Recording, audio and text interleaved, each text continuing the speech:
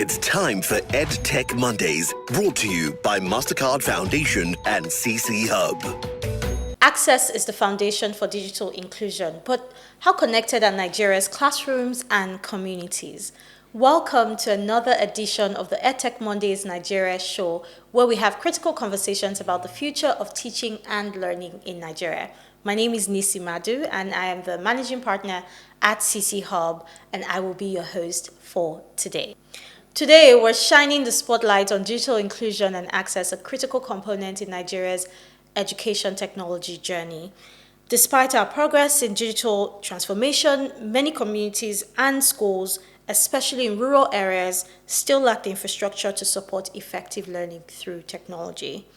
And today, I'm joined by two startup founders who are championing access, ensuring that their EdTech solutions are accessible, leveraging the Universal Service Provision Fund's digital infrastructure in rural and unserved communities across the country.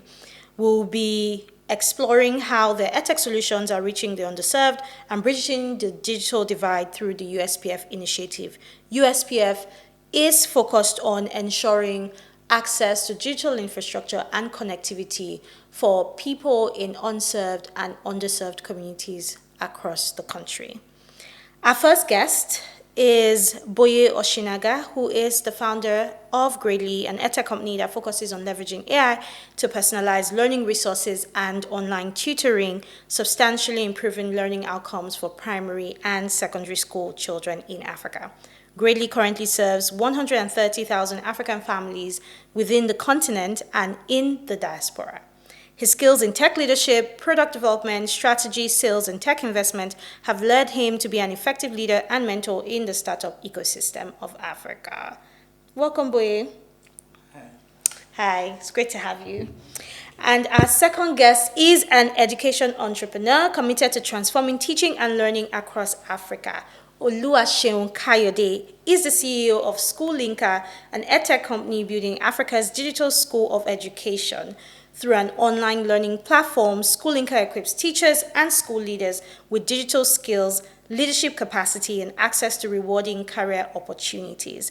With over a decade of experience at the intersection of education, youth development, and innovation, he has worked with partners across sectors to expand access to quality learning for African teachers and students. Oluwaseun, welcome to the show. Thank you very much. Great. So we're going to go right into the conversation. If I had a naira for every time someone said to me, you're talking about EdTech, EdTech, EdTech, there are people in my village who have never seen technology. How is this going to help them? I'm probably sure that I would have been able to invest in everybody, everywhere, being able to have connectivity and devices. So my first question to both of you is, can you share a bit about how your EdTech solution is advancing digital learning across Nigeria, especially leveraging the USPF infrastructure?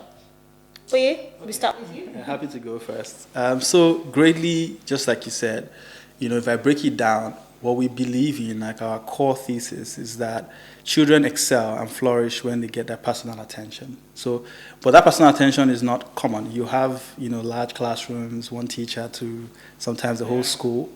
So what Gradely is trying to do is give that effect of having a personal tutor in your entire learning journey. So we call that personalization. And how we do this in like underserved areas, because you can imagine this in like where well-off areas. They're using the most advanced devices. They have very fast internet. So Gradely offers the ability to generate video in real time using our artificial intelligence technology, and they can quickly do that as well, and so on and so forth. And then we sometimes on the journey, where content is not enough, where they still have gaps and practice and all those self-paced learning is not sufficient, we then beam teachers through to them from any part of the country, right? Some of the best teachers. And we see the improvement happen, right? Every week and every month. And so we're trying to find a version of this that can work in the rural areas. Of course, they still need to then have a device that has some speed, that can open a website, and then also have some internet, right? And then power to power it. And that's what we're getting access to with USPF, right? And so I think it's great. The opportunity is great. We're currently doing a pilot, and we're working with schools in different geopolitical zones. And I could go into the details later on, but sure. That's kind of where we... Thank you. I could really imagine, I mean, especially with children in those type of communities who really need one-on-one support. And one key area you mentioned, Boye, that is important is large classroom sizes. And, these children also are at various levels in terms of their learning. So that personalized support is very, very important in really helping them plug their learning gaps as well. So, Sean, tell us about what Schoolinka is doing. At Schoolinka really is to help educators become better at the work that they do. I mean, that's it in simple lay terms. And what we've seen so far, before we started Schoolinka, in fact, is the fact that so many teachers do not have access to training, right, that would help them become competent in their jobs. And when we dug further, there were two major issues why that is happening. One is the fact that the available teacher training options are too expensive for many of these teachers. They earn really low, and they're not able to afford these training programs. And the second one is accessibility. So because many of the training programs that are available happen in physical locations.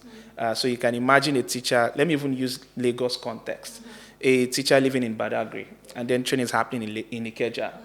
The teacher will spend 6 hours to and fro commuting. So it's a big challenge for them. And so we've met teachers, who will tell us that in the last 12 years, they've not have access to training. And so that is why the work we're doing at Schoolinka is very important, because what we're doing really is to break down every barrier that teachers might have, in accessing training opportunities. And one of that barrier, which is cost and access, is something that we think the partnership with USPF, has a promise of really helping us solve. When you talk about access to digital training, for instance, for educators, there are a lot of things that come into play. You're looking at infrastructure, in the sense of the devices that they have access to, and even connectivity. Internet, like I used to say, internet is no more a luxury. Right, it's a basic necessity. It's what we need, right, to thrive and live. And so that connectivity, that infrastructure, is very important. And that's the breach that USPF is trying to plug for us, right? USPF has invested in a lot of hubs, schools, hospitals, communities, and we need to make sure that investment translates into learning outcomes. And so when we bring learning, teacher training, we bring it with technology, and then with policy thereabout, we're able to see real learning outcomes improve. And so that's what we're doing with USPF. Like Boye said, it's still at the pilot stage. We're onboarding few schools over the next couple of weeks, but the promise that he holds is something that we're really excited about. Absolutely. I think it's very important what you said. So a lot of times, when people think about teacher training is usually targeted at, well, I won't say usually targeted, but you find teachers in certain areas get training more than others. If you're in a rural area, then your chances are very, very slim. And the farther it is to get to you, the more difficult it is for you to access training. And so if they're able to access training via technology, it makes it a lot easier to make sure that they can be upskilled, and then that can directly go into improving learning outcomes. But there's also something critical that you've mentioned, and I remember one of the representatives of USPF had said something to me recently at a conference, and she said, access doesn't mean usage, because it's one thing to provide access, it's another thing to ensure that they're actually using this infrastructure that's been provided. If not, we're not actually going to see the impact that it can create on learning outcomes. Which brings me to my second question for both of you.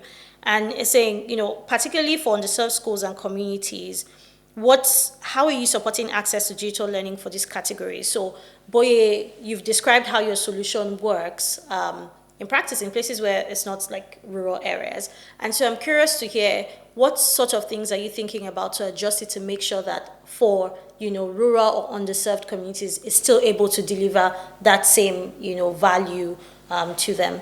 Yeah, I think one of the things that we had to think about in trying to design this or make it ready for people that are not urban is just the user interface. You have to almost lower the digital literacy requirement for both the students and the people guiding the students. And so that's something that we're really thinking about, just simplifying things. Thankfully, we kind of had the app simplified a lot. We currently do.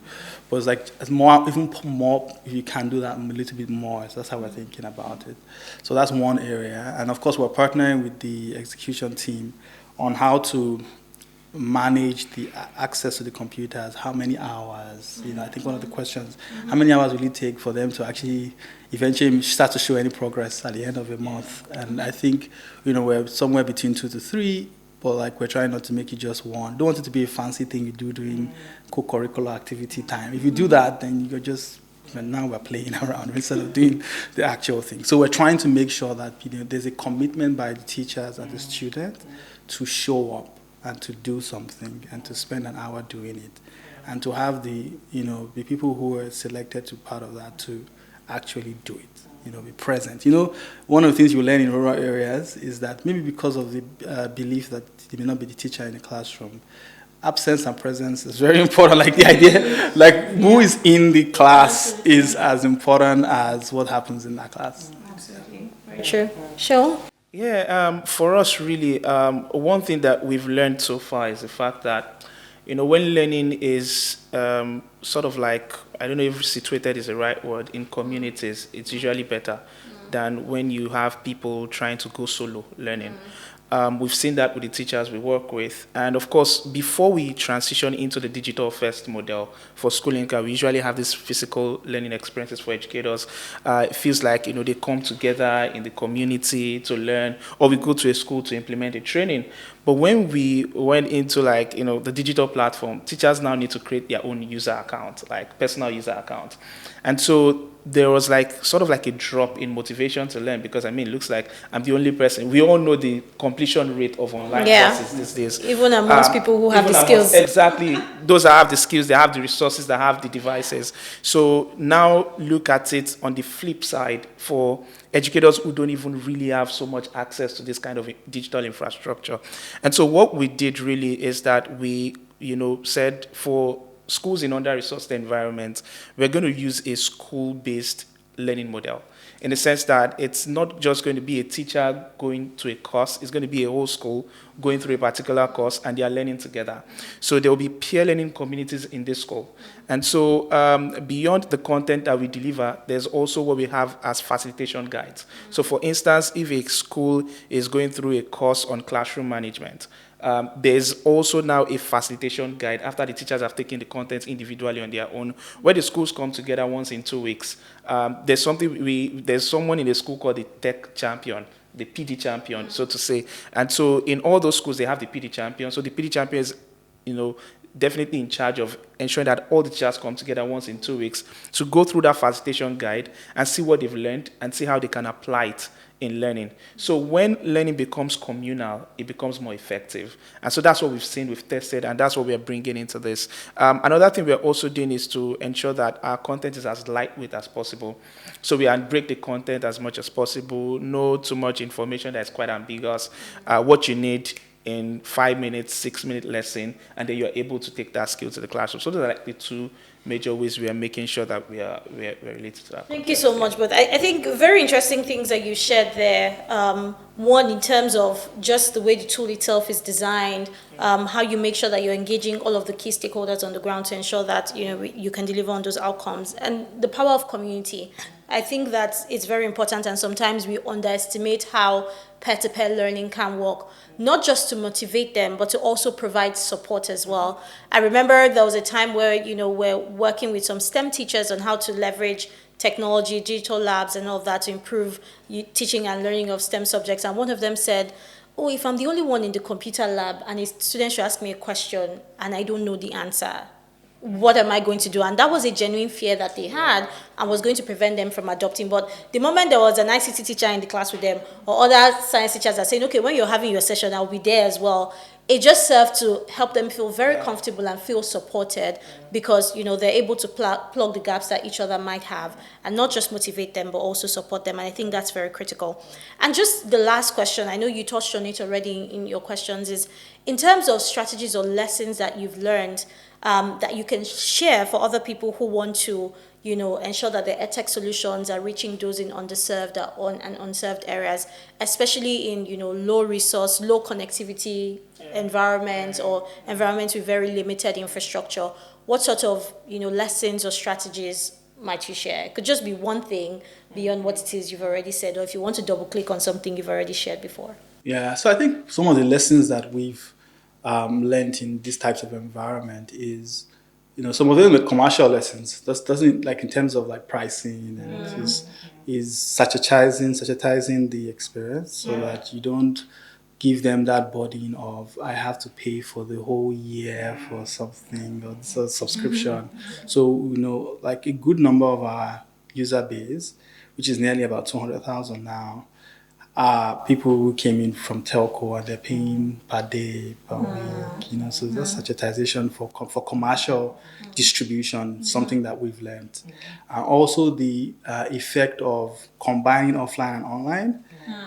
So if some things can be stored or cached on offline and made accessible, even when like in Greatly, if you leave Greatly and there's no internet and everything, you still be seeing that you can do a few things. We did it intentionally, right? So that you can still do a few things. If you started a video before, it's already loaded, so you can still watch it. Don't worry, everything is still fine. I think that really helps in rural areas.